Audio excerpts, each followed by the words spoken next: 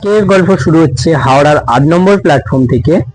Train number 13071 Howrah জাম্বলপুর superfast এক্সপ্রেসে। Destination কোথায় হতে চলেছে ওটা হয়তো আপনারা ব্যানার দেখে, থাম্বনেল দেখে বুঝতেই পেরে গেছেন যে কোথায় হতে চলেছে আজকের ট্যুরটা।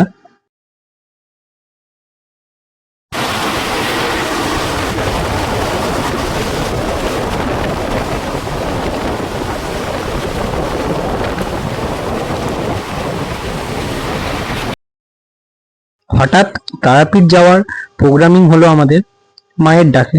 মায়ের ইচ্ছা না থাকলে কোনোদিনও সম্ভব হয় না বা যায়ও না। আবারও অনেকদিন পরে আপনাদের সামনে নিয়ে এলাম ট্রেন ব্লগ। এর আগে হয়তো আমার চ্যানেলে অনেকেই ব্লগ দেখেছেন, তার মধ্যে ট্রেন ব্লগও ছিল। আবারও একটা নতুন ট্রেন ব্লগ আপনাদের সামনে উপস্থাপন করলাম। হাওড়া থেকে কবিগুরু এক্সপ্রেসের নির্ধারিত টাইম হচ্ছে 10টা বেজে 55 মিনিটে। তো সঠিক সময়ে ট্রেন আমাদের ছেড়ে দিয়েছে এবং পৌঁছে যাওয়ার কথা হচ্ছে রামপুরহাটে 3টে বেজে 7 মিনিটে, ভোর 3টে।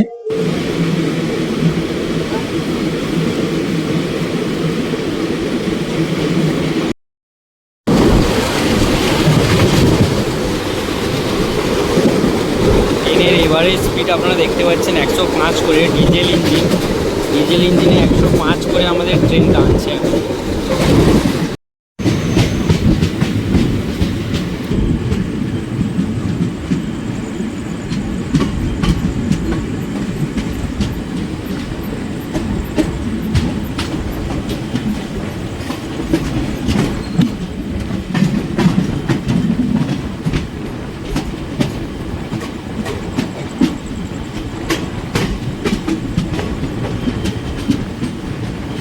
এখন সময় ঘড়ি বলছে রাত্রে 1টা বেজে 30 মিনিট, আর 1টা বেজে 30 মিনিটে আমাদের ট্রেন এই মুহূর্তে ঢুকছে হচ্ছে ব্যান্ডেল জংশন।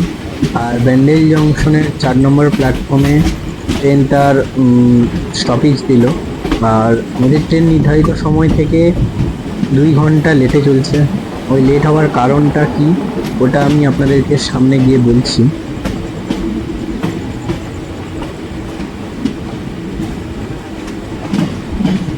ব্যান্ডেল জংশন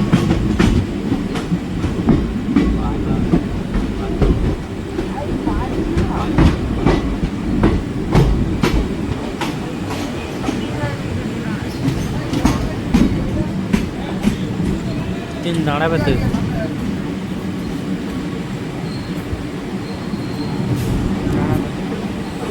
উঠবে লোক, উঠে পড়বে।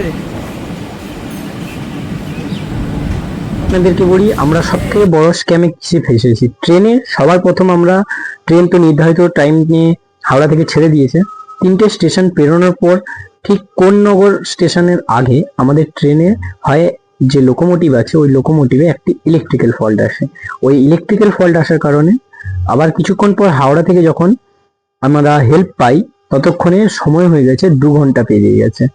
আর 2 ঘন্টা আমাদের ট্রেন ওই একটি লাইনেই আটকে ছিল। আমাদের দুটো সাইড দিয়ে একটি আপ লাইন একটা ডাউন লাইন, আর দুটো সাইড দিয়ে ট্রেন বেরিয়ে যাচ্ছিল। আমাদের পরের ট্রেন ছিল আজমিরগঞ্জ এক্সপ্রেস, ওটা আমাদেরকে পার করে চলে গেছে।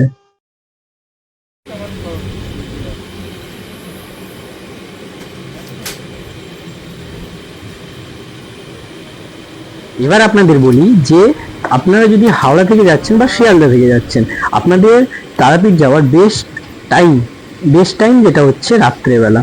রাত্রে আপনি ওই 8টা 9টা 10টা এর মধ্যে যদি যেতে চান, এর মধ্যে যদি এই টাইমে যান খুবই সুবিধা হয়। কেননা এর পরের দিন আপনি সকালে ভোরবেলা স্নান টান করে হোটেল থেকে মায়ের কাছে দর্শনের জন্য লাইন দিয়ে খুব তাড়াতাড়ি মায়ের দর্শন পেতে পারবেন। কিন্তু আমরা গেছিলাম অমাবস্যাতে, আর ওই সময় এত পরিমাণ ভিড় ছিল, ওই ভিড়ে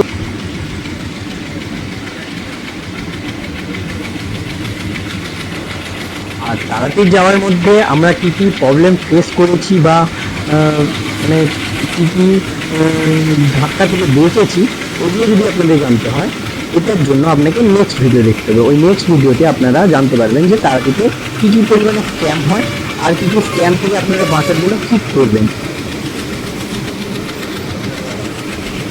সময় ঘড়ি বলছে 2:25। আমাদের ট্রেন এই মুহূর্তে পৌঁছে গেছে বর্ধমান জংশন। আর বর্ধমান জংশনের 2 নম্বর প্ল্যাটফর্মে ট্রেনটা স্টপেজ দিয়ে দিল। আর আমাদের ট্রেন এই মুহূর্তে লেট হচ্ছে 2 ঘন্টা 10 মিনিট।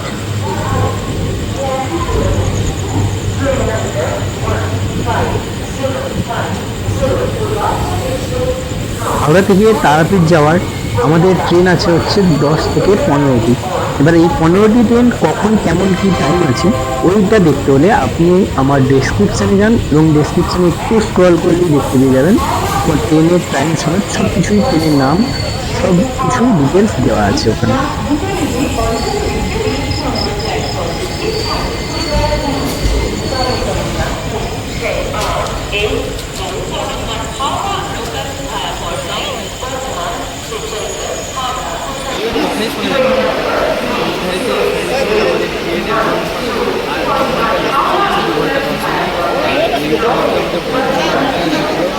একশো 5 কিলোমিটার পথ চলে হাওড়া থেকে।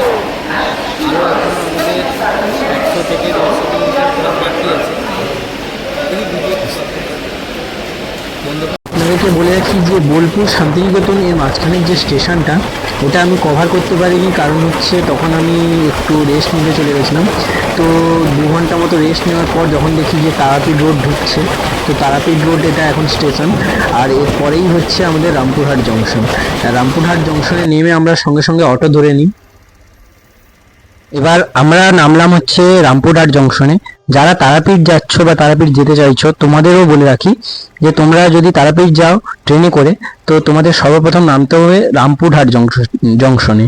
তারাপীঠ রোড স্টেশন আছে কিন্তু ওখান থেকে অনেকটাই দূর হয়, এই কারণে রামপুরহাট স্টেশনে নামলে ওখান থেকে নেমে সোজা তোমরা সামনে পেয়ে যাবে অটো করে পৌঁছে দেবে ওরা আপনাকে তারাপীঠের সামনে, মন্দিরের সামনেই পুরো পৌঁছে দেবে। এবার ওর পরে আপনাদের যদি হোটেল বুকিং থাকে ওটা আপনাদের ব্যাপার।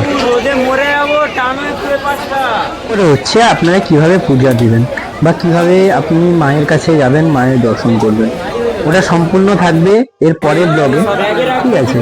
আর এখানে তারাপীঠে এলে আপনারা একটু আপনাদের যেটা মূলধন আছে বা আপনাদের যেটা পুঁজি আছে ওই পুঁজিটা একটু বেশি নিয়ে আসবেন।